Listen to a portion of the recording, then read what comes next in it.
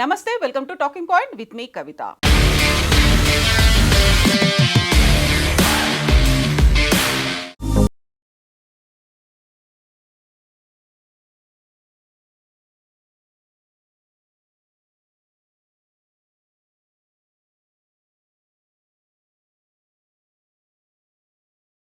ఎంతో పవిత్రంగా భావించే గంగానది పుట్టింది కూడా ఇక్కడే. ఆ పరమశివుడు కొలువైన కైలాస పర్వతం భౌగోళికంగా మన దేశ పరిధిలో లేకున్నా ఎంతో మంది భారతీయులు ఆ పరమేశ్వరుడి దర్శనం కోసం అక్కడికి వెళ్తారు. అయితే అక్కడ కేవలం కైలాస పర్వతమే కాదు, కంటికి కనిపించని ఓ రహస్య నగరం కూడా ఉందని చెబుతారు. ఆ సంగతి చాలా తక్కువ మందికి తెలుసు. అదే శంబలా నగరం.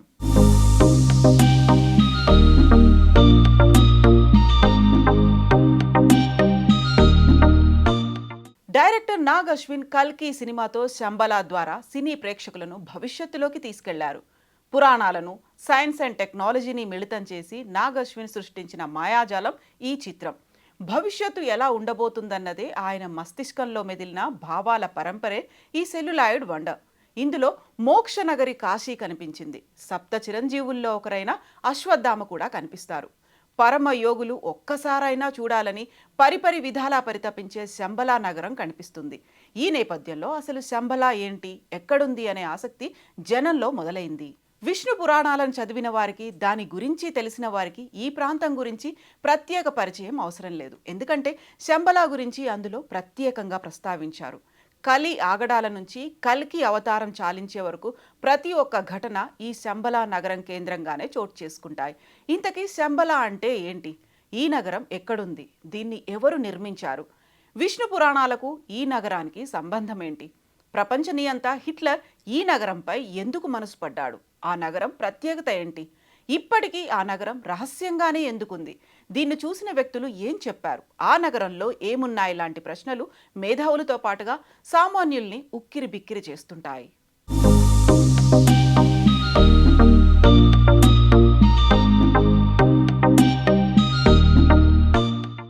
శంబలా నగరం గురించి తెలుసుకునే ముందు మనం ఒకసారి విష్ణు పురాణాల్లోని కలి ప్రభావం, కల్కి అవతారాల గురించి తెలుసుకోవాలి. శంబలా అనేది సంస్కృత పదం. టిబెట్లో దీన్ని షాంగ్రిల్లా అని అంటారు. హైందవ పురాణాల్లో దీన్ని సిద్ధాశ్రమంగా పిలిచేవారు. ఈ ప్రాంతాన్ని భూలోక త్రివిష్టపం అని కూడా అంటారు. త్రిపిష్టకం అంటే సంస్కృతంలో స్వర్గం. శంబలాలో కూడా దేవతలు తిరుగుతారనే ఉద్దేశంతో దీన్ని భూలోక త్రిపిష్టపం అని పిలిచేవారు. ఆ పేరే ఇప్పుడు అనేక రకాలుగా మార్పు చెంది టిబెట్గా మారింది. టిబెట్ మన ఇండియాకు ఉత్తర దిక్కున ఉన్న సంగతి తెలిసిందే. దీన్నే రూఫ్ ఆఫ్ ది వరల్డ్ అని కూడా అంటారు. ఎత్తైన పీఠభూములు కల ఈ ప్రాంతంలో బౌద్ధులు ఎక్కువగా నివసిస్తుంటారు. దీని సరిహద్దుల్లోనే చైనా భూభాగంలో ఉన్న కైలాస పర్వతం, మానస సరోవరం సమీపంలోనే రహస్య నగరం శంబలా ఉందని అంటారు.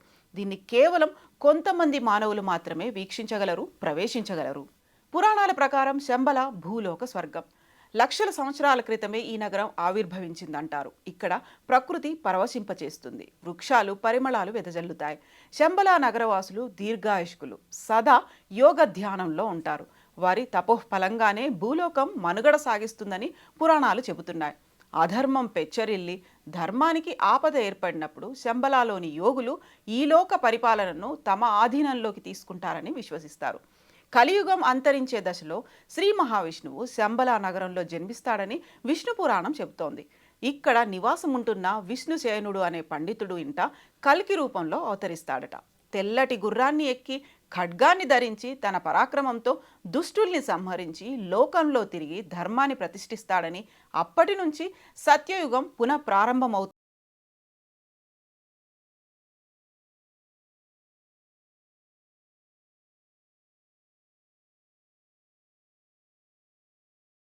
మహిమాన్వితులు పరమహంసలకు మాత్రమే దీని చిరునామా తెలుసు.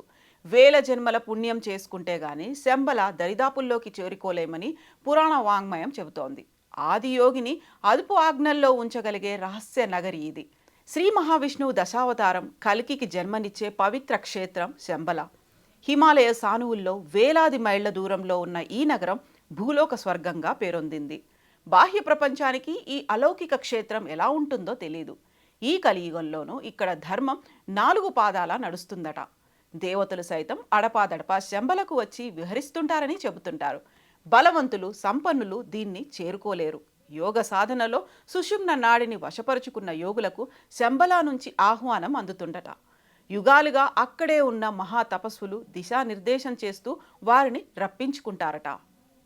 అగస్త్యుడు, వశిష్ఠుడు, మార్కండేయ, జమదగ్ని, విశ్వామిత్రుడు, అశ్వత్థామ వంటి మహారుషుల నుంచి నేటి అచ్యుతానంద, విశుద్ధానంద, మౌనస్వామి తదితర యోగులు, ఋషులు ఇక్కడే తపస్సాచరించారు. అంతేకాదు అత్యంత పవిత్రమైన శంబలా నగరాన్ని కనులారా వీక్షించారు. మన పురాణాల్లో శ్రీరామాయణ బాలకాండలో విశ్వామిత్రుడు రామలక్ష్మణులను యాగం కోసం అడవులకు తీసుకెళ్తూ సిద్ధాశ్రమానికి తీసుకెళ్తాడు. వారితో అక్కడ తపస్సు చేయించి సిద్ధిని ప్రసాదిస్తాడు. మహాభారతంలో పాండవులు సైతం ఈ రహస్య ప్రాంతానికి చేరినట్లుగా ఆధారాలున్నాయి. పూర్వం ఒక రాజు ఋషులతో మహాయాగం నిర్వహించి వారికి అనేక బంగారు ఆభరణాలు, వేదికలు, మండపాలను దానమిస్తారు. ఋషులు వాటిని ధరించలేరు కాబట్టి రహస్యంగా ఒక ప్రాంతంలో దాచిపెట్టాలని నిర్ణయించుకుంటారు. ఇందుకు పరమశివుడిని ప్రార్థించి ఒక ప్రాంతంలో దాచిపెడతారు. శివుడి అనుగ్రహం లేకుండా అక్కడికి ఎవ్వరూ చేరలేరు. అయితే ధర్మరాజు శివుడి ఆశీస్సులు పొంది ఋషులు దాచిన ఆ రహస్య ప్రాంతానికి చేరుకుని సంపదను పొందుతాడని పురాణాల్లో పేర్కొన్నారు. విష్ణు పురాణంలోని కల్కి అధ్యాయంలో శంబలా గురించి వివరించారు.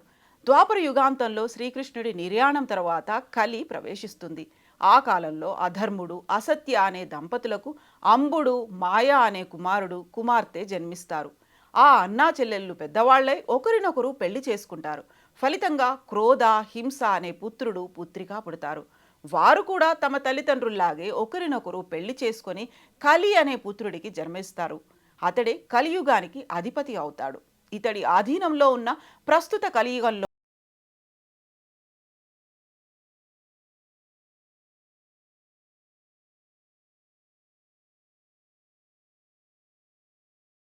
అధర్మం, అన్యాయాలు విపరీతంగా పెరుగుతాయి. నూనె కారుతున్నట్లుగా ఉండే నల్లని శరీరం, కాకి వంటి కడుపు, నల్లని సొరంగం వంటి నోరు, ఎర్రని మిడిగుడ్లతో ఉండే కలి శరీరం నుంచి నిత్యం అశుద్ధపు దుర్వాసన వస్తుంది. జూదం, మద్యపానం, స్త్రీలతో సంపర్కం వంటి అవలక్షణాలతో కలి లోకాన్ని పాలిస్తుంటాడు. కలి పాలన వల్ల లోకమంతా పాపులతో నిండిపోతుంది. దైవాన్ని చిన్న చూపు చూస్తారు. నాస్తికులు పెరిగి దైవారాధన అంతరించిపోతుంది. ఎవరైతే కిరాతకమైన బుద్ధులతో ఉంటారో వాళ్లలోకి కలి ప్రవేశించి నీచమైన పనులు చేయిస్తుంటాడు. అలా 4 పాదాలుగా మానవలోకం పాపాల పుట్టగా మారి ప్రజలు క్షుద్ర పూజలతో ప్రతికూల శక్తులను పూజించడం మొదలు పెడతారు. దీంతో దేవతలు శ్రీ మహావిష్ణువును ఆశ్రయించి లోకాన్ని రక్షించాలని వేడుకుంటారు. కలికి అవతారంతో కలియుగంలోకి ఈ మేరకు శ్రీ మహావిష్ణువు దేవతలకు ధైర్యం చెబుతూ భరతవంశంలో శంబల అనే నగరంలో జన్మిస్తానని చెబుతాడు. ఆ నగరంలో విష్ణుయశుడు, సుమతి అనే పవిత్రమైన దంపతులకు పుత్రుడిగా జన్మిస్తానని అంటాడు. లక్ష్మీదేవి సింహళ ద్వీపంలో పద్మావతిగా అవతరిస్తుందని పేర్కొంటాడు. ఇచ్చిన మాట ప్రకారం విష్ణుయశుడు, సుమతిలకు 4 చేతులతో మహావిష్ణువు జన్మిస్తాడు. పవిత్ర గంగా ప్రక్షాళనతో ఆ 4 చేతులు 2 చేతులవుతాయి. మృత్యుంజయుడైన మార్కండేయుడు కల్కి అని నామకరణం చేస్తాడు. ఉపనయనం తర్వాత కల్కి తండ్రి వద్ద సెలవు తీసుకొని శాస్త్ర విద్య, వేదాలు నేర్చుకోవడానికి ప్రయాణమవుతాడు. మార్గమధ్యలో పరశురాముడు కనిపించి కల్కిని మహేంద్రగిరికి తీసుకెళ్తాడు. అక్కడ 64 విద్యలను కేవలం 4 నెలల్లోనే నేర్చుకుంటాడు కల్కి. అనంతరం కల్కి బిల్వోదక క్షేత్రానికి చేరుకుంటాడు. అక్కడ శివుడిని ప్రార్థించి సాక్షాత్కారం పొందుతాడు. ఈ సందర్భంగా శివుడు కల్కిని తన ఒడిలో కూర్చోబెట్టుకొని జన్మరహస్యం చెబుతాడు. కలికాలంలో పాపాలను అంతం చేయడానికి ఈ అవతారంలో జన్మించావని చెప్పడంతో పాటుగా దివ్యశక్తులు గల గరుడ అశ్వాన్ని బహుకరిస్తాడు. అనంతరం రత్నపు పిడికిలి గల ఖడ్గాన్ని అందిస్తాడు. ఈ నేపథ్యంలో కల్కి సింహళ ద్వీపానికి చేరుకొని పద్మావతిని పెళ్లి చేసుకుంటాడు. అక్కడి నుంచి శంబలకు తిరిగి ప్రయాణమవుతాడు. పాపులను అంతం చేయడంతో అప్పటికి శంబల నగరం రూపురేఖలు మారిపోయాయి. ఎత్తైన భవనాలు, ఉద్యానవనాలతో అలరారుతుంది. సరస్సులు, సరోవరాలతో ఎంతో అందంగా, ఆహ్లాదకరంగా కనిపిస్తుంది. ఒకప్పుడు చిన్న గ్రామంలో ఉండే ఆ ప్రాంతాన్ని విశ్వకర్మ నగరంగా తీర్చిదిద్దడంతో శంబల సర్వాంగ సుందరంగా తయారవుతుంది. అయితే పాపుల్లో మాత్రం ఎలాంటి మార్పు రాదు. దీంతో కల్కి అక్కడ అధర్ములను సంహరించి ధర్మ సంస్థాపన చేస్తాడు. ఈ నేపథ్యంలో దేవతలు శంబలకు వచ్చి కల్కిని దర్శించుకుంటారు. తిరిగి వైకుంఠానికి రావాలని ప్రార్థిస్తారు. దీంతో కల్కి సత్యయుగ స్థాపన చేసి గంగానదీ తీరంలో కల్కి అవతారం చాలిస్తాడు. ఆ తర్వాత విష్ణువుగా వైకుంఠానికి చేరుకుంటాడు. ధర్మానికి కేంద్రంగా మారిన శంబల అప్పటి నుంచి సాధారణ మానవులకు కనిపించకుండా అదృశ్యమవుతుంది. కలి ప్రభావం వల్ల పాపులుగా మారే మానవులకు ప్రవేశ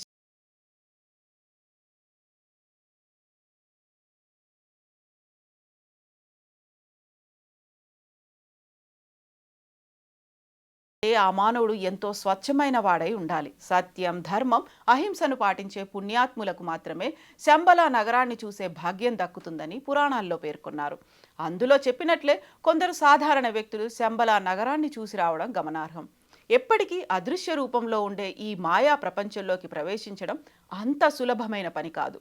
మానవ శరీరంలో ఉండే సుషుమ్న నాడి తెరుచుకున్న వారికి మాత్రమే శంబల నగరంలోకి ప్రవేశం లభిస్తుందంటారు. ఇది కేవలం యోగ సాధనతోనే సాధ్యమవుతుంది. కొందరు ఈ జన్మలో పుణ్యకార్యాలు చేసిన పూర్వకర్మల వల్ల శంబలకు వెళ్లే దారి కనుగొనలేదు. విచిత్రం ఏంటంటే ఈ సైన్స్ యుగంలో కూడా కొందరు శంబలలోకి ప్రవేశించి అక్కడి అద్భుతాలను చూసి వచ్చారు. ఇందుకు వారి దగ్గర తగిన ఆధారాలు కూడా ఉన్నాయని చెబుతున్నారు. 1889లో జన్మించిన ఆనందమయి హిమాలయాల్లో సుమారు 20 నుంచి 25 అడుగుల ఎత్తుగల మనుషులను చూశామని చెప్పడం గమనార్హం. వారంతా 5000 ఏళ్ల నాటి ద్వాపర యుగానికి చెందిన మనుషులమని పేర్కొన్నారు. రష్యాకు చెందిన హెలీనా హిమాలయాల్లోని అతి రహస్యమైన ప్రదేశాల అన్వేషణలో భాగంగా శంబలకు చేరుకున్నారు. ఆనందమయ్య చెప్పినట్లే ఆమె ద్వాపర యుగం నాటి మనుషులను చూశానని తెలపడం గమనార్హం. ఈ విషయాన్ని ఆమె రాసిన ISIS unveiled, the secret doctor అనే పుస్తకాల్లో రాశారు. వారితో ఉన్న కొన్ని ఫోటోలను కూడా ఆ పుస్తకంలో ప్రచురించారు. ఈ పుస్తకాలను మీరు ఆన్లైన్లో పోర్టళ్లలో కూడా కొనుగోలు చేయొచ్చు. తమిళనాడులోని కుర్తాళానికి చెందిన మౌనస్వామి కూడా శంబల సిద్ధాశ్రమంలో తపస్సు చేశారు. 1974లో నికోలస్ రోరిచ్ అనే ఒక రష్యా పరిశోధకుడు శంబల నగరంపై అధ్యయనాలు చేసి పలు రహస్యాలను తెలుసుకున్నాడు. ఆయన పరిశోధనలు ప్రపంచవ్యాప్తంగా వైరల్గా మారాయి. దీంతో శంబల నగరం గురించి జర్మన్ నియంత్ర అడాల్ఫ్ హిట్లర్కు కూడా సమాచారం అందింది. అల్టిమాతులే అనే టీంను జర్మన్ నియంత అడాల్ఫ్ హిట్లర్ హిమాలయాలకు పంపి పరిశోధనలు చేయించాడు. అయితే వారి శ్రమ ఫలించలేదు. శంబల నగరాన్ని కనుగొనలేక వెనుతిరిగారు. చాలా ఏళ్ల తర్వాత మళ్ళీ శంబల నగరాన్ని చూసిన వ్యక్తుల్లో ఒకరు వడ్డిపర్తి పద్మాకర్. 1980లో ఆయన హిమాలయాల్లోని ఒక గుహలో కఠోర తపస్సు చేస్తున్నప్పుడు విపరీతమైన మంచు తుఫాన్ ఏర్పడిందని, ఆ వాతావరణాన్ని తట్టుకోలేకపోతున్న సమయంలో ఒక సుమారు 20 అడుగుల ఎత్తైన వ్యక్తి తన తలను పట్టుకుని జనావాసాలు ఉన్న ప్రాంతంలో వదిలి వెళ్ళిపోయాడని ఆయన తెలిపినట్లు సమాచారం. దివ్య దృష్టి గల వ్యక్తులకు శంబలలోకి ప్రవేశం సులభమని, ఇది కేవలం యోగ సాధనతోనే సాధ్యమని పురాణాల్లో పేర్కొన్నారు. అయితే ఇప్పటి వరకు వెళ్లిన వ్యక్తులు కేవలం శంబల నగరంలో మనుషులను మాత్రమే చూసి వచ్చినట్లు తెలుస్తోంది. అసలైన రహస్య నగరంలోకి అడుగు పెట్టడం వారికి సాధ్యం కానట్లు సమాచారం. శంబల నగరం ఓ అద్భుత కట్టడం. శంబల నగరం మానస సరోవరం కైలాస పర్వతానికి అతి సమీపంలో అదృశ్య రూపంలో దాగి ఉంది. ఎంతో మంది భక్తులు అక్కడ తాము దేవతలను చూశామని చెప్తుంటారు. ముఖ్యంగా పూర్ణిమ నాడు మానస సరోవరానికి దేవతలు దిగివస్తారని, ఆ సమయంలో ఆకాశంలో దివ్యకాంతులు కనిపిస్తాయని అంటారు. టిబెట్ బౌద్ధ కాల చక్రం, భారతీయ పురాణాల ప్రకారం శంబల నగరం చుట్టూ 8 రేకుల కమలం ఆకారంలో పర్వతాలుంటాయి. మధ్యలో స్ఫటిక శ్రీచక్రం ఉంటుంది. దాని చుట్టూ గొలుసు కట్టుగా పర్వతాలుంటాయి. శంబల రాజధాని పేరు కలాప. స్ఫటిక శ్రీచక్ర భవనంలో ఓ భూగృహ నమూనా ఉంటుంది. అది తిరగబడిన పిరమిడ్ తరహాలో ఉంటుంది. అందులోకి వెళ్లేందుకు కొన్ని సొరంగాలు ఉంటాయి. అందులో కోటి సూర్యకాంతుల కాంతితో సమానమైన చింతామణి అనే దివ్యమణి ఉంటుంది. అది దాదాపు పనసకాయ సైజులో గణీభవించిన పాదరసంలా గడ్డ కట్టినట్లుగా ఉంటుందని చెబుతారు. ఋషులచే నిత్యం పూజలు, సప్తరస ధాతువులతో ఏర్పడిన ఈ మణి గురించి రష్యా పరిశోధకుడు నికోలస్ కూడా కొన్ని ఆసక్తికర విషయాలు చెప్పాడు. ఈ మణికి అర్ధచంద్రాకారంలో ఒక ముఖం ఉంటుంది. పెదవులు తెరిచినట్లుగా ఒక ద్వారం ఉంటుంది. సిద్ధ ఋషులు దానికి నిత్యం శివ విష్ణు మంత్రాలతో అర్చన చేస్తారు. ఆ మణి కోరిన వరాలు ఇస్తుందని ప్రతీతి. భవిష్యత్తులో దాన్ని కల్కి భగవానుడు ధరిస్తాడని పురాణాల్లో ఉంది. మరో ఆసక్తికర విషయం ఏంటంటే, ఈ సృష్టి పుట్టిన రోజు నుంచి అనేక కాలాల వరకు వివిధ ఋషులు లిఖించిన గ్రంథాలన్నీ ఇక్కడ భద్రంగా ఉన్నాయి. ఇక్కడ ఉన్న తాళపత్రాలు మొత్తం 18 సంపుటాలుగా విభజించి భద్రపరిచినట్లు సమాచారం. టిబెట్ బౌద్ధ సన్యాసులు సైతం శంబల నగరం గురించి చెబుతుంటారు. మణిపద్మహం అనే మంత్రాన్ని వీరు నిత్యం జపిస్తారు. అయితే శంబల నగరం నిజంగానే ఉందా, దాన్ని చూసామని చెబుతున్న వ్యక్తుల వాదనతో ఏకీభవించవచ్చా అనేది ప్రత్యక్షంగా చూస్తే కానీ చెప్పలేం. శంబల నగరం అనేది ఇప్పటికీ అంతు చిక్కని మిస్టరీనే. బౌద్ధ సాహిత్యంలోనూ శంబలా గురించి ప్రస్తావన ఉంది. వారి సంప్రదాయం ప్రకారం చింతామణి మంత్రాన్ని ఉపాసన చేస్తారు. ఆధునిక వైజ్ఞానిక శాస్త్రవేత్తలు కూడా దీంతో భేదించలేకపోయారు. ఈ నగరంలో 12 గంటల ప్రయాణం బాహ్య ప్రపంచంలో 2 వారాలకు సమానం. ఈ నగరాన్ని అన్వేషించడానికి బయలుదేరిన ఓ బృందానికి వింత అనుభవం ఎదురైందన్న కథ ప్రచారంలో ఉంది. శంబలకు చేరువైన తర్వాత బృంద సభ్యులకు అకస్మాత్తుగా వయసు పెరగడం ప్రారంభమైందట. కొన్ని దశాబ్దాల వయసు పెరగడంతో వెనక్కి వచ్చిన తర్వాత కూడా వయోభారంతో కన్నుమూశారట. ఇక పాశ్చాత్యులు శంబలను forbidden land, hidden city, the land of white waters తదితర పేర్లతో పిలుస్తారు. Alexandra David Neel, Heinrich Himmler వంటి ఎంతో మంది పాశ్చాత్యులు ఈ నగరాన్ని చేరుకోవాలని, అక్కడి విశేషాలు తెలుసుకోవాలని తీవ్ర ప్రయత్నాలు చేశారు, కానీ సాధ్యపడలేదు. శంబలా నగర విశేషాలపై 1933లో జేమ్స్ హిల్టన్ అనే ఆంగ్ల రచయిత లాస్ట్ హొరైజన్ అనే నవల రాశారు. ఈ నవల ఆధారంగా అదే పేరుతో 1973లో హాలీవుడ్ చిత్రం కూడా వచ్చింది. ఇలా అనేక మహాద్భుతాలు, విశిష్టతలు, మహిమాన్వితాలు కల శంబల ఇప్పటికీ సామాన్యులకు అంతు చిక్కని రహస్యమే.